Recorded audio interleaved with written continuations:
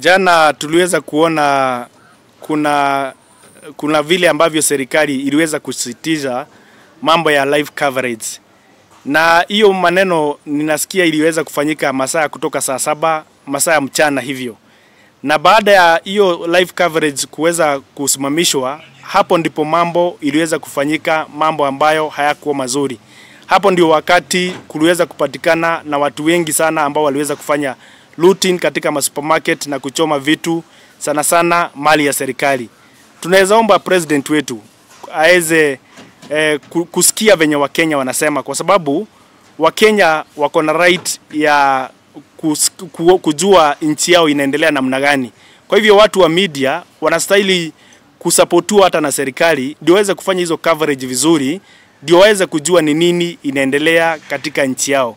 Kwa hivyo tunaomba president siku ingine wale ambao waliweza kusimamisha hiyo mambo ya live coverage wasiweze kupatiwa hiyo nguvu ya kusimamisha, kwa sababu wakati walisimamisha, wakati huo ndio mambo iliweza kufanyika kinyume na matarajio ya wale ambao walikuwa naandamana. Kwa majina ni Joseph Ngware Ng'ang'a. Mimi ndio MCA Molo, na ningependa kuchukua nafasi hii kusema ya kwamba maandamano ya jana ni maandamano ambayo hayakwenda vizuri, ni maandamano ambayo hayakuweza kufikia lengo la wale ambao walikuwa na andamana. Mimi kama kiongozi wa Molo ningependa kusema tulihuzunika sana wakati nilisikia kijana mdogo wa shule wa miaka 17 amepigwa risasi.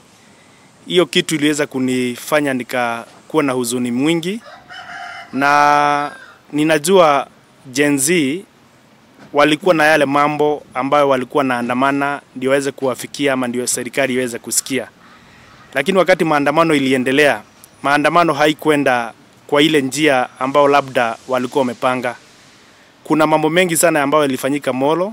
Kuna maofisi ziliweza kuchomwa, magari za county zikaweza kuchomwa, na uharibifu mwingi sana ukaweza kufanyika pale Molo. So kama kiongozi wa Molo ninasema hiyo ni mambo ambayo hayakuwa yametarajiwa, na kwa sababu ilifanyika vile ambavyo hayakuweza kuwa imepangwa.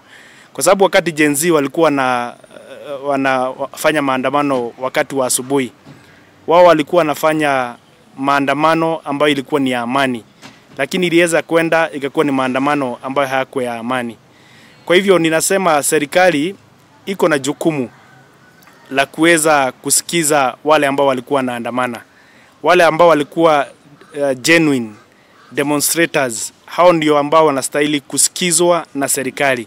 Kuna wale ambao hawakuwa genuine, wale ambao walienda kuchoma maofisi huko Molo. Hao ni watu ambao ni wahalifu, na ni watu ambao wanastahili kuchukuliwa hatua kali. Lakini wale ambao walikuwa naandamana kwa sababu kitu ya kwanza ni mambo ya tax. Na hii maandamano ilikuwa ni kufuatilia ile maandamano ambayo iliweza kufanywa last year wakati wa finance bill. Na waliweza kufanya maandamano ambayo ilikuwa ni kubwa, ambayo ilikuwa ni ya kupinga finance bill.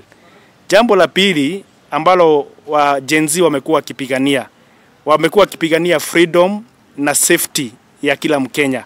Kwa hivyo mimi kama kiongozi ninaweza kushirikiana na wao sana katika mambo ya kupigania freedom of expression, na pia kupigania haki za wale ambao wanadhulumiwa na mikakati ambao serikali inaweka ambao ni ya kuumiza mwananchi wa kawaida.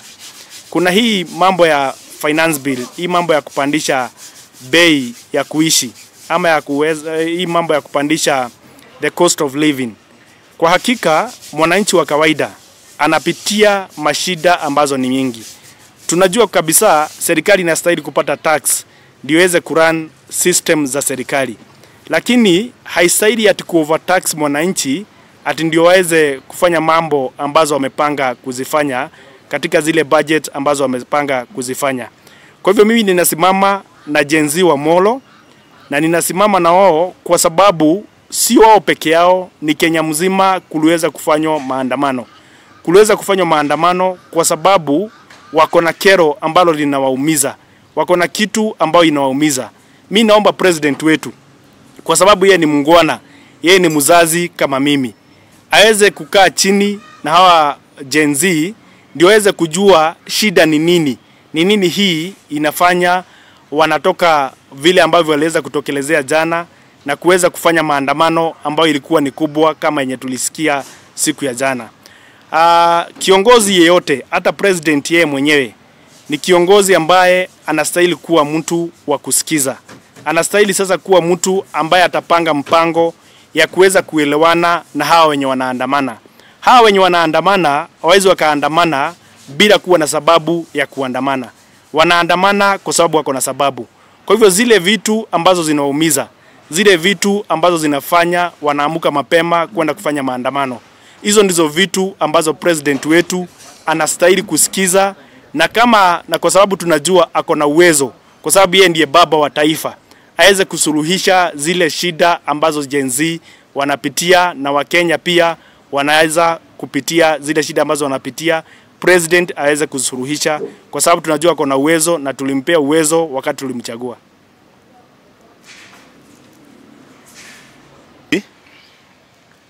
Tumeudhika sana sisi watu wa Molo kwa sababu ya huyo kijana kuuawa kule Molo. Na ni kijana ambaye anataka kufanya mtihani wake wa form 4. Labda hata yeye hakujua maandamano yanaendelea wapi. Hata yeye saa nyingine hana simu ya kujua mambo ya simu inawaambia nini kuhusu maandamano. Alienda tu kuona kama wengine.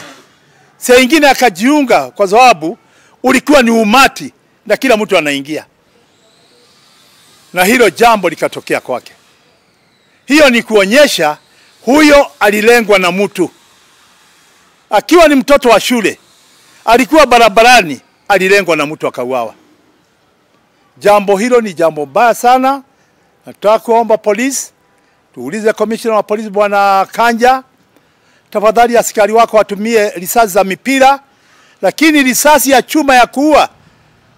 Jambo hilo tumelikashutumu kabisa na tumesema ni jambo baya na tunalilaani na tunamuomba Mwenyezi Mungu fikira hiyo katika taifa letu atusaidie tuondolee fikira hiyo.